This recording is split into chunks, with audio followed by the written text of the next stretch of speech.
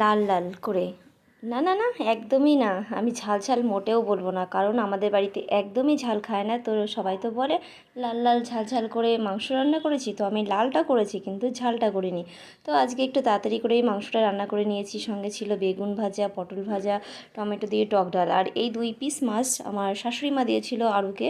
আর এদিকে দেখো আমি স্নান করে রেডি হয়ে নিয়েছি, কারণ আমাদের বাড়িতে আরুর খুবই প্রিয় একজন কেউ আসতে চলেছে। তো আরও দেখো খুবই আনন্দ। তো এদিকে লাফালাফি শুরু করে দিয়েছে। দিদি বলেই দিই তোমাদের, দিদি কোথা দিয়ে আসবে।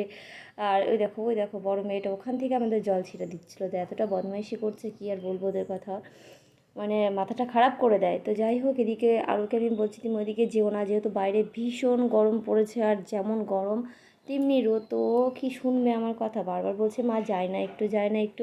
তো বললাম ঠিক আছে তাহলে চলো আস্তে আস্তে করে। তো সামনের দিকে আমরা এগিয়ে যাচ্ছি। আর আরও তো ভীষণ খুশি, দিদি কখন আসবে, দিদি কখন আসবে। দিদি বলতে অদ্রিতা দিদি। তো যখনই ওরা দুজন একসঙ্গে হয়, ওদের আনন্দটা, ওদের দুষ্টুমিটা কতটা যে বেড়ে যায় সেটা আমরাই দেখতে পারি।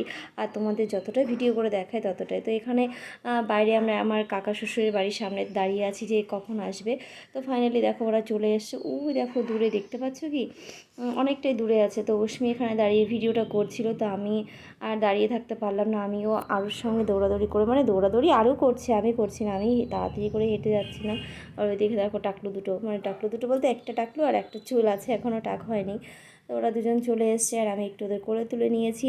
তারপর যাক দেখো আরটা তো কত খুশি, দেখো ও দিদিকে এসে বলছে দিদি দেখো কে এসেছে। তারপর এখানে এসে আবার দৌড়ে চলে গেছে মামার কাছে। তো যাই হোক, বাড়িতে এসে ওদের খাওয়া দাওয়া করিয়ে দিয়েছি। আর দাদারা এসেছিলো, দাদাদের পুজো দিতে, একটা মানসিক পুজো ছিল সতী মায়ের বাড়িতে। তো সেই পুজোটা দিয়েছিলাম। তো ওদেরকে নিয়ে গিয়ে ভিডিওটা করা আমার পক্ষে সম্ভব হয়নি।